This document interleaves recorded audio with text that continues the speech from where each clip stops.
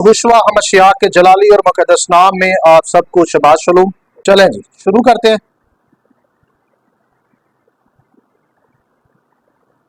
अच्छा जी, टिकटॉक और यूट्यूब और फेसबुक के तमाम जो फॉलोअर्स हैं, जो खुदा का कलाम सुनने के लिए हाजिर होते हैं, उन सबको भी शबाश शलूम। बारूक हाशिम, चलें जी, क्योंकि हम मौजू सीख रहे हैं कलीसियाई खिदमत और क्योंकि बीच में नया साल आ गया था, तो हमने नए साल पर भी खुदा के कलाम में से सीखा है और आज हम दोबारा अपने मौजू पर वापस आए और आज ये इस मौजू का आखिरी पैगाम है, इस मौजू का आज आखिरी सरमन है। तो आज हम इस मौजू को इख्तिताम करने जा रहे हैं। तो हमने 5 खिदमतों में से 2 खिदमात पर जो है वो बाइबल स्टडी कर ली है, सीख लिया है, और आज हम 3 बातों पर और गौर करेंगे। तो जैसा कि लिखा है कि बाज को रसूल और बाज को नबी, बाज को मुबश्शर और बाज को चरवाहा और बाज को उस्ताद बनाकर कलीसिया को दे दिया ताकि कलीसिया क्या हो, तरक्की करे। कलीसिया क्या हो, तो याद रहे कि कोई भी शख्स जब खिदमत में उतरता है तो उस खिदमत का मकसद कलीसिया की तरक्की है, कलीसिया की तरक्की है, ना कि उसकी अपनी जाती। यह भी याद रहे कि जब कोई कलीसिया की तरक्की का सबब बनता है तो यहोवा पाक खुदा उस शख्स को भी तरक्की देता है, यहोवा पाक खुदा उस शख्स को भी। लेकिन हमारा मकसद, हमारी सोच, हमारी नीयत एक ही होनी चाहिए कि कलीसिया की तरक्की हो, कलीसिया की तरक्की हो। बारूक हाशिम, हालेलुया। अच्छा जी, तो तीसरा है जी, बाज को मुबश्शर बनाया गया। बाज को अमाल की किताब उसका अगर 21 बाब आयत नंबर 8 पढ़ते हैं तो यहां पर हमें फिलिप्पुस का जिक्र मिलता है। तो फिलिप्पुस एक मुबश्शर था, यहां लिखा है,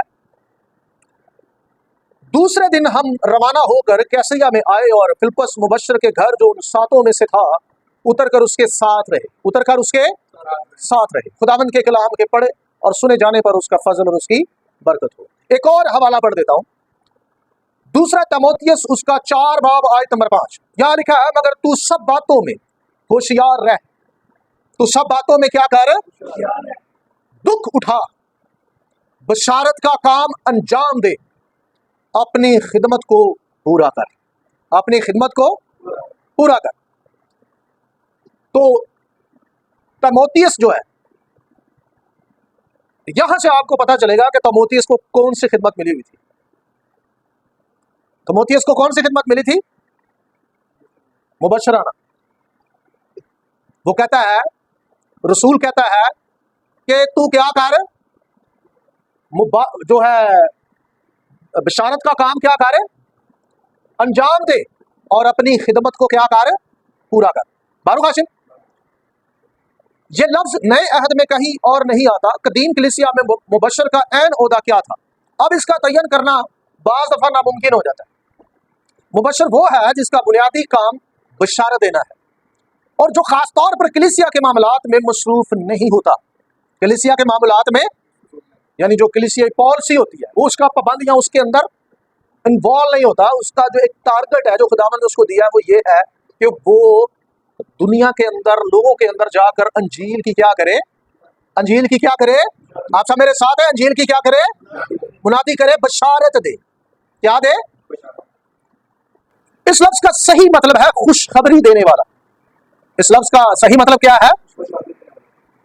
बाज़ मुफस्सिरीन का ख्याल है कि यह अंजील के एक वजीर की तरह है, ये एक वजीर की तरह है जो किसी एक ही जगह खिदमत नहीं करता, लेकिन वो अंजील की बुनियादी के लिए मुख्तलिफ मकामात का सफर करता है और कलीसियाएं कायम करता है। ये लफ्ज अब बहुत से मसीही भी इस्तेमाल करते हैं और एवेंजलिस्ट बने हुए हैं, मुबश्शर बने हुए हैं और इस ओहदे का दावा करते हैं। कलीसिया के अंदर मुबश्शर होना बहुत जरूरी है। आप सब मेरे साथ हैं, कलीसिया के अंदर मुबश्शर का होना बहुत जरूरी है। लेकिन आज कुछ बातें ऐसी करूंगा जो लगता है कि सुनने के बाद बहुत सारे मुबश्शर जो मुकर्रर हुए हैं, कुछ को हो सकता है कि शर्म आए सुनकर, और कुछ को हो सकता है कि ये बातें सुनने के बाद अपनी खिदमत अनकंप्लीट लगे। और कुछ को यह भी लगे कि मुझे तो इस खिदमत का पता ही नहीं था, मैं तो अधूरी खुशखबरी दे रहा था। आप मेरे साथ हैं फारूक हाशिम? अच्छा बताएं, एक मुबशर का काम है दुनिया के अंदर जो है खुशखबरी सुनाना, अंजील सुनाना। अंजील का मतलब क्या है? खुशखबरी देना, बशारत देना उसकी। आपने साफ नीयत से सच्चे दिल से बताना है कि क्या, मैं पाकिस्तान की बात करूंगा, वैसे तो पूरी दुनिया में अगर देखा जाए तो अब जो अंजील की हकीकी मुनादी है वो बहुत कम है, वो बहुत है, मैं लेकिन सिर्फ पाकिस्तान तक रहूंगा। आप सब ने मुखलस नियत से बताना है कि क्या पाकिस्तान के अंदर एक मुबशर मुकम्मल कंप्लीट वो खुशखबरी जो अंजील के अंदर लिखी हुई है, क्या वो दे रहा है? क्या है खुशखबरी? खुशखबरी क्या समझी जाती है अक्सर कि जी यीशु मसीह सलीब पर हुआ, दफन हुआ, तीसरे दिन मुर्दों में से और हमें गुनाहों से निजात मुहैया कर दी गई। यह खुशखबरी है? बताएं, क्या यह खुशखबरी है? ओ भाई, यह खुशखबरी है, लेकिन मुकम्मल खुशखबरी नहीं। क्यों जी, क्या यह मुकम्मल खुशखबरी है? यह मुकम्मल खुशखबरी नहीं। कोई भी भाई इफ्सियों 2 बार आयत नंबर 11 से पढ़ना शुरू करें। और याद करो कि तुम जो जिस्म के रूह से गैर तुम वाले हो, और वो लोग जो जिस्म में हाथ से किए हुए खतरा के बात से मखतूम कहलाते हैं, तुमको नामखतूम कहते हैं। तो अब यह बात किनसे हो रही है? उनसे जो जिस्म के रूह से गैर कौम वाले, जो जिस्म की रूह से गैर कौम वाले हैं। तो मैं आज आपको बताता हूं असल में कंप्लीट खुशखबरी है क्या, मुकम्मल खुशखबरी है क्या। पहली बात तो यह है कि हर उस मुबशर को यह सोचने की जरूरत है कि यार मैं अपना काम करने या नहीं करने, और अगर वो नहीं कर रहा तो सबसे पहले पलूस रसूल की इस बात पर गौर करे कि बशारत का काम अंजाम दे और अपनी खिदमत को क्या कर, पूरा कर। और दूसरा स्टेप उसके लिए यह है कि भैया पहले ये जाकर पता करो कि जो खुशखबरी तुम्हें सुनाने के लिए दी गई है, क्या उसका तुम्हें मुकम्मल इल्म है, उसकी मुकम्मल तालीमात तुमको पता है कि मुकम्मल खुशखबरी क्या है? क्योंकि पाकिस्तान के अंदर खास तौर पर यह सिखाया गया है कि मुकम्मल खुशखबरी है जी यीशु मसीह हुआ, दफन हुआ और मुर्दों में से जी उठा, यह है खुशखबरी। तो बेसिकली यह मुकम्मल खुशखबरी नहीं है यह खुशखबरी लेकिन अधूरी, लेकिन अधूरी। मुकम्मल खुशखबरी क्या है जरा सुने। तो यहां हमने पढ़ा है कि जो जिस्म के रूह से गैर कौम वाले हैं, और वो लोग जो जिस्म में हाथ से किए हुए खतना के सबब से मखतून कहलाते हैं, तुमको ना मखतून कहते हैं, अगले जमाना में मसीह से जुदा। वो गैर कौम वालों को कह रहा है कि अगले जमाना में वो मसीह से क्या थे, तुम क्या थे। अब जरा सुनते जाए, किससे जुदा थे, गिनते जाना है कितने, मसीह से जुदा नंबर 1, और इसराइल की सल्तनत से खारिज नंबर 2, और वादा के अहदों से नावाकिफ नंबर 3, और ना उम्मीद नंबर 4, और दुनिया में खुदा से जुदा थे। कितने, 5 मसाइल थे बड़े। मसीह से जुदा, इसराइल की सल्तनत से खारिज, ना उम्मीद, और वादा के अहदों से नावाकिफ, और दुनिया में खुदा से भी जुदा। तो यह है एक ऐसी प्रॉब्लम जो दुनिया के अंदर, इंसानों के अंदर पैदा हो चुकी थी गुनाह के सबब से। किसके सबब से? तो क्या किया, खुशखबरी है क्या, जरा सुने। मगर तुम जो पहले दूर थे, किससे, उसने पीछे 5 चीजें बताई है, नहीं सिर्फ मसीह से नहीं, यही है वो गलती। जब हम कहते हैं ना जी हम पहले दूर थे, तो अक्सर औकात लोग 2 बातों का नुक्ता उठाते हैं, पता कौन कौन सी, एक खुदा और एक Yeshu Masih. No no no no no no, ऐसे नहीं है। वो पढ़े जो लिखा हुआ है, जो इसके अंदर क्या है, इसके अंदर दर्ज है। इसके अंदर दर्ज क्या है कि तुम कितनी चीजों से दूर थे, मसीह से, मसीह से, इसराइल की सल्तनत से, वादों और अहदों से, दुनिया में ना उम्मीद, और खुदा से जुदा। ये 5 चीजों से तुम दूर थे। कितनी चीजों से, 5 चीजों से। लोग कहते हैं सिर्फ खुदा तो जुदा से। खुदा का रसूल आगे क्या लिखता है, बड़ी अहम बात।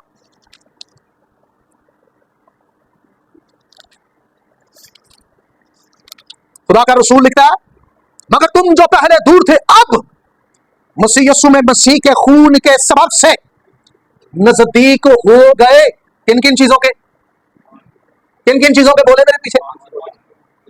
कितनी चीजों से दूर थे? 5 चीजों से। कौन कौन सी? मसीह से, खुदा से, वादों के अहद से, उम्मीद से, और दुनिया में खुदा से। तो जब दूर थे, तो जब अब नजदीक कर दिए गए, तो कितनी चीजों के होंगे? उनसे जिनसे दूर थे। बारू का समझी? तो इन 5 चीजों के हम नजदीक आ गए। किसके सबब से? जरा सुने, खुशखबरी मैं आपको बता रहा हूं, असल में खुशखबरी है क्या? खुशखबरी है क्या? क्योंकि वही हमारी सुलह है जिसने दोनों को एक कर लिया। किन दोनों को? किन दोनों को? इस्राएल को और गैर कौम को। इस्राएल और, लिखा कि तुमको एक कर लिया। कुछ लोग इस आयत की तफसीर करते हैं हमको और खुदा को, ये दोनों इंसान और खुदा है। जबकि आप सियाको शबाक पढ़े तो नीचे वो बताता है हम दोनों को एक कर लिया और एक तन बनाकर खुदा से मिलाया। किससे मिलाया? खुदा से। अगर यहाँ खुदा की बात हो रही है तो फिर इनको एक तन करके फिर और दूसरे खुदा से किससे मिला रहा है? यानी एक खुदा से मिलाया, उसको मिलाने के बाद फिर एक और खुदा ना मिलाया, तो ऐसा नहीं है, खुदा एक ही है। तो यहाँ बात हो रही है इस्राएल और गैर कौमों। तो यहाँ यह बताया जा रहा है कि इस्राएल को और गैर कौमों को क्या कर लिया गया? एक कर लिया गया, और जुदाई की दीवार को जो बीच में थी ढा दिया। चुनाचे उसने अपने जिस्म के जरिया से, यानी वो शरीयत जिसके हुक्म जातों के तौर पर थे, मौकूफ कर दी। कुछ लोग यहाँ पर रिटन शरीयत की बात करते हैं, कहते हैं ये जी खुदा की शरीयत है, देखें यहाँ पर इन जातों को खत्म कर दिया गया, तो ये भी खुशखबरी है। Oh no no no no no, ऐसा नहीं है। ये औरल तोरा की बात हो रही है, ये इंसानी अहकामात हैं जो यहूदियों के नजदीक शरीयत का हिस्सा हैसियत रखती थी। जो यहूदियत के नजदीक कौन सी हैसियत रखती थी? शरीय हैसियत रखती थी। तो पालूस रसूल उसको मुखातब कर रहा है। यहाँ यहोवा पाक खुदा की शरीयत का तिज़किरा नहीं है। औरल तोरा जब आप पढ़ते हैं ना, तो गैर कौमों के लिए आपको बहुत सख्त कवानीन मिलते हैं। हाथ ना मिलाना, एक उनके यहाँ आना जाना, यह सब वहां ममानत थी। ठीक है जी। इसकी एक आर्टिकल में मैंने बड़ी डिटेल लिखी हुई है, वहां पर मैंने तालमूद मिशना वगैरह से मैंने हवाला जात भी दिया, और उसमें मैंने बताया कि दरअसल यहाँ जिस शरीयत का तिज़किरा किया जा रहा है वो इल्हामी शरीयत नहीं है, वो शरीयत नहीं है जो जनाब मूसा को खुदावंद ने दी थी, बल्कि यहाँ वो शरीयत है जिसका जिक्र हम यहूदी रवायात के अंदर पढ़ते हैं, तालमूद वगैरह के अंदर पढ़ते हैं। ये दरअसल उसकी बात हो रही है। तो लिखा है यानी वो शरीयत जिसके हुक्म ज़ाब्तों के तौर पर थे, मौकूफ कर दी, ताकि दोनों से अपने आप में एक नया इंसान पैदा करके सुलह करा दे और सलीब पर दुश्मनी को मिटाकर उसके सबब से दोनों को एक तन बनाकर खुदा से मिलाए। अब ये 2 ग्रोह हैं, एक तन हो रहे, दोनों को मिलाया, बीच की दीवार को ढाया, दुश्मनी खत्म हुई, मसीह ने सुलह कराई, और सुलह करने के बाद दोनों को क्या किया जी? किससे मिलाया? खुदा से। और भाई सुन लो मेरी गल, जिन्हें भी मुबशरा ऑनलाइन जिन्हें मैं सुन रहे हैं, यूट्यूब, टिकटॉक, फेसबुक, जिन्हें लोग मैंने सुन रहे, तुम भी सामने जो बैठे हाजरीन जिन्हें भी, और भाई अपनी खिदमत सही करो, बशारत सही तरीके से दो। मैं एक जगह पर गया, मैंने लोगों को यह पूछा आप सब ने खुशखबरी कबूल की है? तो सब ने कहा जी हाँ जी की है। मैंने पूछा अच्छा ये बताएं आप इस्राएली है, खुदा की कौम है? तो उन्होंने कहा नहीं जी असली गैर कौम ही है। मैंने कहा अच्छा। तो मैंने कहा अगर आप अभी तक गैर कौम ही है तो फिर तो आपने अभी तक खुशखबरी कबूल ही नहीं की। मसीह के कफारा ने क्या किया?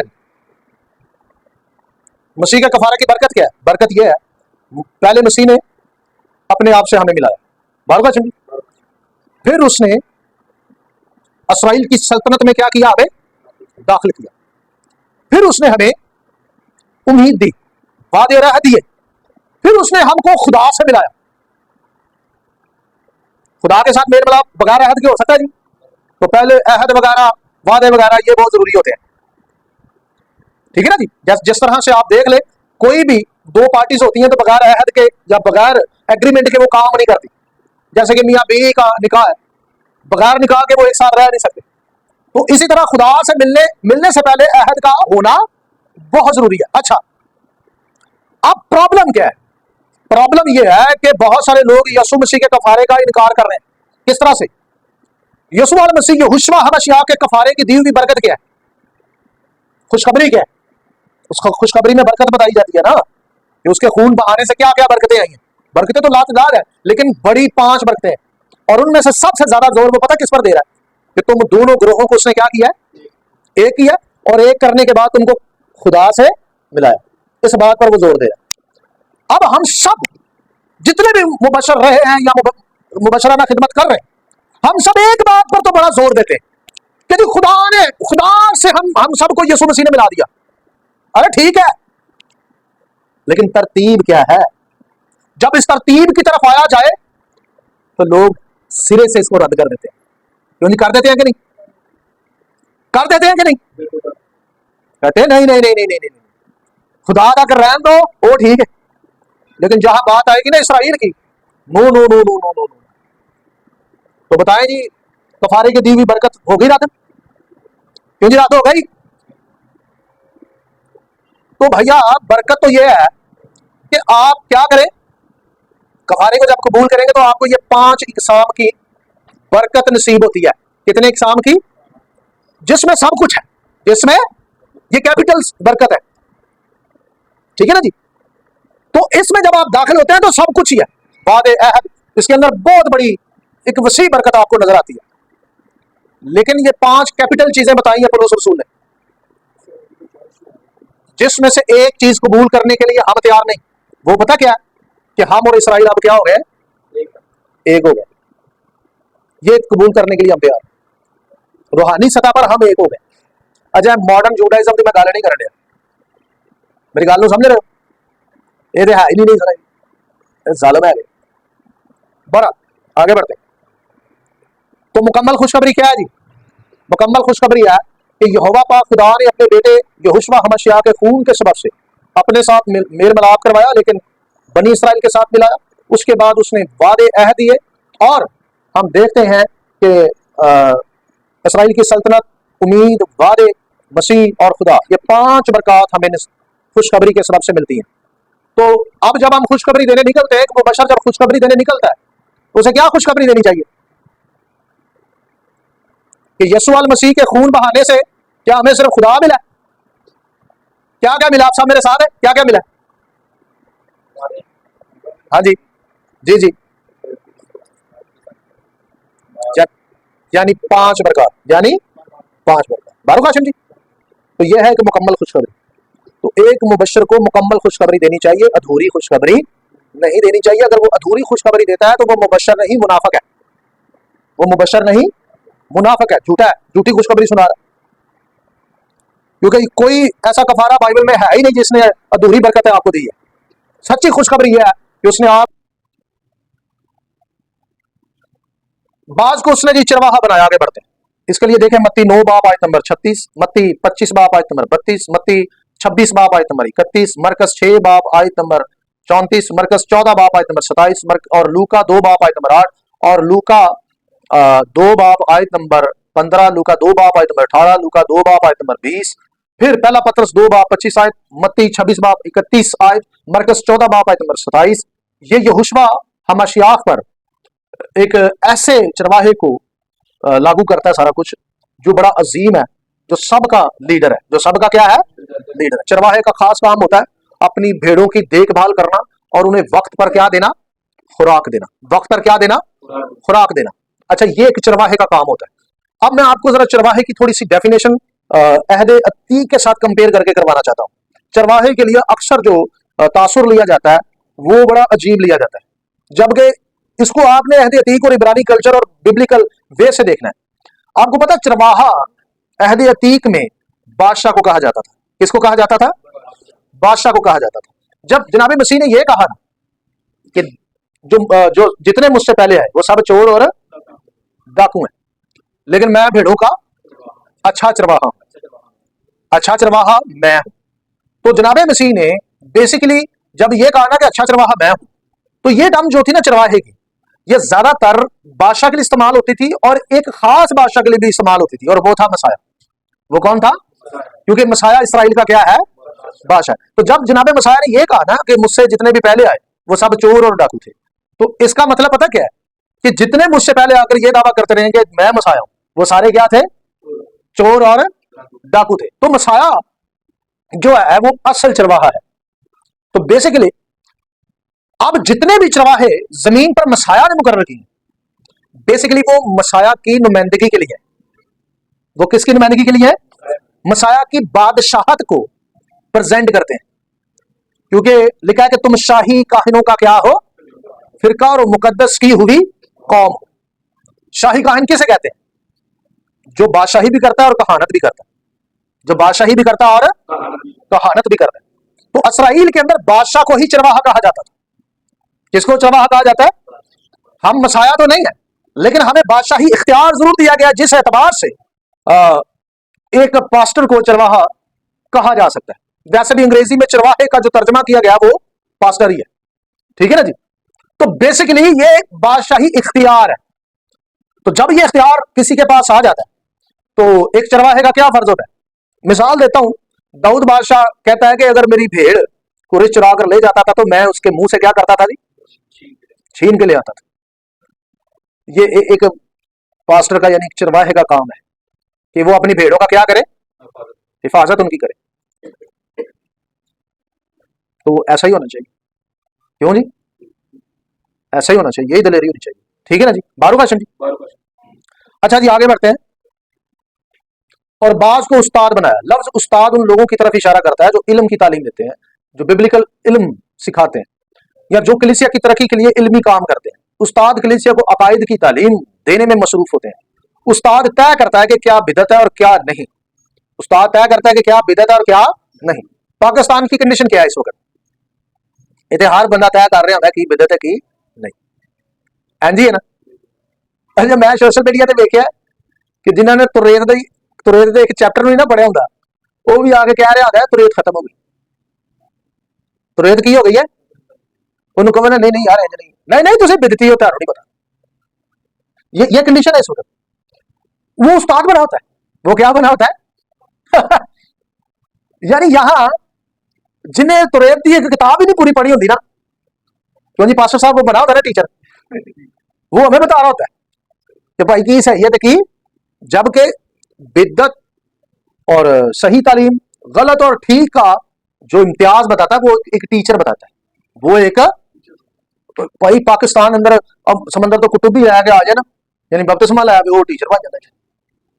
और यहां म्यार क्या है? 3 साल की सैलरी करो और तुम क्या हो? टीचर हो। भट्टी साहब इतने बैठे सर, वो तो मेरे बहुत पुराना है। दसो जी किनिया सैलरियां मैं कीतियां? मैं है वो अद्धी उम्र साड़ी सैलरियां करती रह गई। हुण सच्ची गल दसो, सैलरी दी सारियां किताबां कित्थे ने? उन्होंने विचों एक ही सैलरी ना मैं मुतफिका, ठीक है जी। जहां से मैंने वो किया बाइबल बैचलर की, बाकी ना मैं खुद आगरी नहीं है। वो किताबा पट के नहीं देखिया दोबारा, पढ़ता गया, मैंने कहा ये सब गलत है। और आज तक उनका मुआद मैंने कभी भी टीचिंग में इस्तेमाल नहीं किया। डिप्लोमे घर पे पढ़ो, मैं कभी शर्म ना मारा कि खादा ही मैंने छोटो पर इन्होंने की मारा डिप्लोमे तो मैं की करता। बाद में मैंने पढ़ा, इतना पढ़ा, मुझे पता चला यार ये तो सैमलिंग में ताला लग जाना चाहिए। एक भाई मैंने कहता तू सैमलिंग के इसलिए खिलाफ बोल रहा, तू आप नहीं की। मैं हस रहा गल और मैं 4-5 की थी, मैं 4-5 की थी, इसलिए तो मैं कह रहा ताला लग जाना चाहिए। कुछ भी नहीं है, फारग है। उसके बाद मैंने पढ़ा, इतना पढ़ा, मुझे समझ आई कि यार ऐसे तो सारा कुछ फारग किया है। एक वो सिस्टम बनाया हुआ, बस एक निजाम बनाया हुआ, सिस्टम वाइज चल रहा है सारा कुछ। लेकिन जो ठीक बात है उसे क्या किया जाता है? मुनाफकत के साथ दबा दिया जाता है। कहते हैं जो सिस्टम में चल रहा है वो सुनाओ। क्यों जी? जो सिस्टम में चल रहा है वो सुनाओ, जो सिस्टम से बाहर है वो बिदअत है, जो सिस्टम से बाहर है वो बिदअत है। बाइबल क्या कहती है? इस किताब के अंदर क्या लिखा हुआ है? इसकी तारीख, इसकी हिस्ट्री क्या कहती है? इससे हमें कोई सरोकार नहीं। बस वो जो रटा रटाया निजाम है, जो डॉक्ट्रेन हमने बना दिया, बस वो सुनाओ, वो समझाओ, और ये हमें बारे में नहीं। क्यों जी? सच बड़ा कड़वा है, सच बहुत कड़वा है, जिसको कबूल करना अक्सरोकात लोगों को मंजूर नहीं होता। सो लिहाजा कोई शख्स सेमिनरी करके उस्ताद नहीं बनता, मैं तो नहीं मानता भाई। इसके लिए इब्रानी यूनानी, इसके लिए पता नहीं क्या क्या पढ़ना पड़ता है, शेर गंजा कराना पड़ता है, जिन्हें मैं किया मेरा है पढ़ पढ़ के सारा सारा दिन पढ़ना पड़ता है। क्यों जी? पढ़ना पड़ता कि नहीं? फिर जाके समझ आती है कि यार गल सही की है ते गलत की। ये तरेत का एक सफा पढ़ के थोड़ी कहना है हो जी तरेत खत्म, किसी के मुंहों सुन लिया तो तरेत खत्म है जी। नो, तेरा काम नहीं है ये बताना कि सही क्या और गलत क्या। हाँ, तूने अगर तू नहीं मुतफिक, तू क्या भाई मैं सीखूंगा किसी से, या मैं पढ़ूंगा, मैं रिसर्च करूंगा, बात खत्म हो जाएगी। बारू हाशिम जी, बारू हाशिम, तो सारे उस्ताद ना बनो, बहुत ही मार पे, लेकिन जो बहुत ज्यादा उस्ताद बनते हैं वो मार खाते हैं। तो अच्छा जी, जितने लोगों ने, क्योंकि आगे बहुत चीजें हैं, जितने लोगों ने इस मौजू को तफसील से जाना है, पढ़ना है, मैं बहुत चंद बातें यहाँ कर रहा हूँ इसके मतलब। तो मैंने वो सारी इस मौजू को सारे को तहरीर कर दिया, 19 पेजेस पर ये तहरीर है, 19 पेजेस पर ये तहरीर है। आप ये मुझसे PDF में ले सकते हैं और इसे पढ़िएगा, और मजीद इस पर काम मैं करूंगा, और इसको पढ़कर जो खुदा का कलाम आप लोगों को समझा रहा है, सिखा रहा है, उस पर चलते रहे। बारू कासिम जी, जो हवा पाक खुदा ने चाहा तो हम अब ईदों पर मुसलसल गुफ्तगू करेंगे, क्योंकि आगे ईदें आ रही हैं। आगे क्या आ रही है? तो फिर ईदों के बाद हम कोई और मौजू शुरू करेंगे। हम सब अपने कदमों पर खड़े हो जाएं और कलाम की शुक्रगुजारी के लिए दुआ करें।